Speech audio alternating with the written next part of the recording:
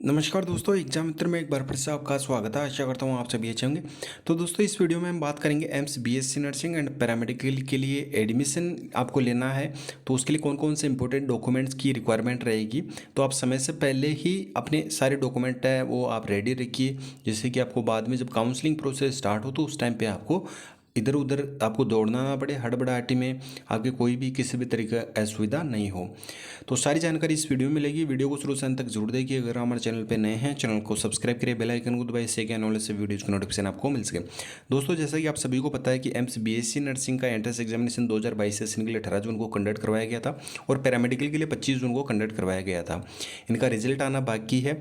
जैसे ही रिजल्ट आएगा उसके बाद में आपकी काउंसलिंग प्रोसेस स्टार्ट हो जाएगी और उस काउंसलिंग प्रोसेस में आपको अपने डॉक्यूमेंट्स अपलोड करने रहेंगे और वही डॉक्यूमेंट जब आपको सीट अलॉटमेंट हो जाएगा तो आपको रिपोर्टिंग के टाइम पे जो भी कॉलेज अलॉट होगी उसमें आपको अपने ओरिजिनल डॉक्यूमेंट है वो वहाँ पे शो करने रहेंगे।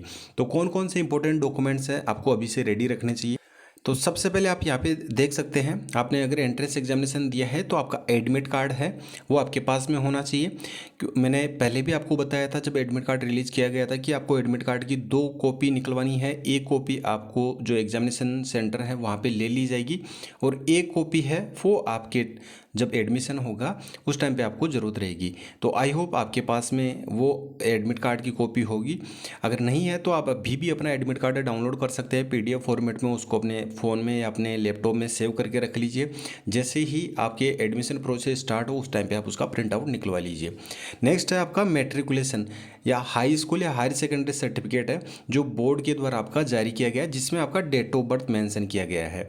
इसका मतलब ये है कि जो 10th की मार्कशीट है उस 10th की मार्कशीट में आपकी डेट ऑफ बर्थ मेंशन रहती है, तो वो आपके लिए ज़रूरी है। 10th की मार्कशीट इसीलिए ज़रूरी है कि उसमें आपकी डेट ऑफ बर्थ है वो मेंशन रहती है। नेक्स्ट है आपका डिग्री या provisional passing certificate of the qualifying examination which make him her eligible for admission to the courses of for which he she is applying. तो जो क्वालिफाइंग एग्जामिनेशन है उसके लिए आपका जो क्राइटेरिया रखा गया था वो 12th बेस रखा गया था। तो आपके 12th की जिसमें आपकी फिजिक्स केमिस्ट्री और बायोलॉजी और प्लस एक इंग्लिश कोर सब्जेक्ट हो, ये आपके पास में होना चाहिए। 12th की मार्कशीट है वो आपके पास में होना चाहिए, वो ज़रूरी है। अब डिटेल मार्कशीट है, अब आपके मार्कशीट प्लस सर्टिफिकेट आपके अभी एक में ही आता होगा, तो वो अगर मार्कशीट और सर्टिफिकेट अगर किसी स्टेट के बच्चों के पास में अलग है, मार्कशीट अलग है और जो सर्टिफिकेट अलग है, तो वो दोनों चाहिए होंगे। अगर आपके पास में दोनों एक में ही कंबाइंड किए गए हैं, अब काफ़ी 4 से 5 साल पहले दोनों अलग अलग दिए जाते हैं, लेकिन अभी फ़िलहाल मेरे को लगता है कि हर एक स्टेट में कंबाइंड ही आपको इशू किए जाते हैं। तो आप यहाँ पे जो डिटेल मार्कशीट है वो आपको 12th की वो आपको लानी होगी। नेक्स्ट आपका माइग्रेशन सर्टिफिकेट। माइग्रेशन सर्टिफिकेट है जब आपने लास्ट आपने 10+2 किया है, 12th पास आउट किए, वहाँ से आपको अपनी स्कूल से माइग्रेशन सर्टिफिकेट लाना होगा। नेक्स्ट आपका है no objection certificate.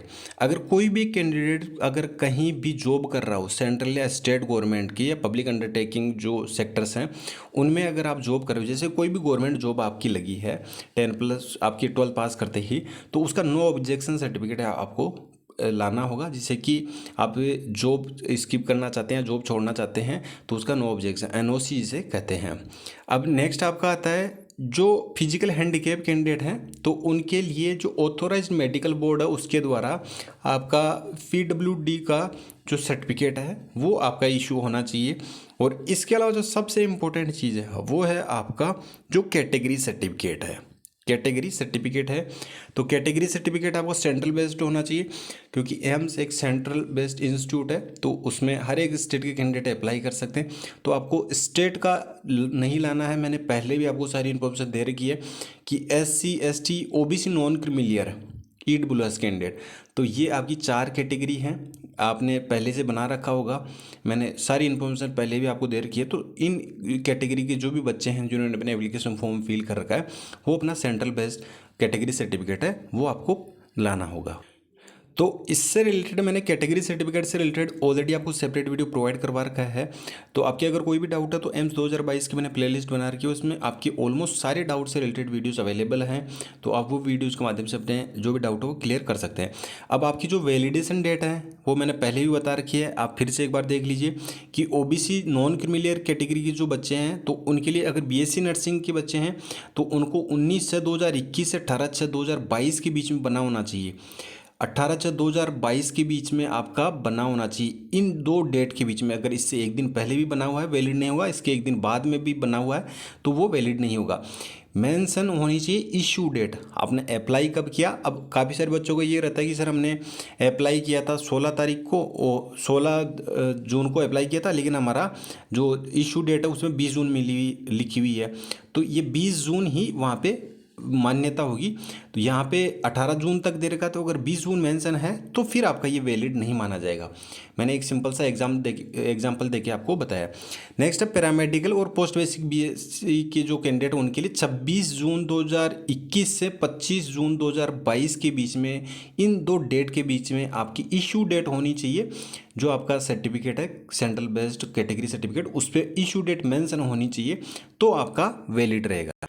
EWS category की बात करें, अभी ओबीसी एनसीएल की बात की, तो ईडब्ल्यूएस कैटेगरी के लिए आप देख सकते हैं बीएससी ऑनर्स नर्सिंग के लिए 1/4/2022 से 18/6/2022 के बीच में इशू डेट होनी चाहिए। आपने अप्लाई कब किया वो मायने नहीं रखता, आपके सर्टिफिकेट में जो डेट मेंशन है इशू डेट वो मायने रखती है। अब आप नेक्स्ट देख सकते हैं पैरामेडिकल या पोस्ट बेसिक बीएससी के लिए 1/4/2022 से 25/6/2022 तक के बीच में आपकी इशू डेट होनी चाहिए।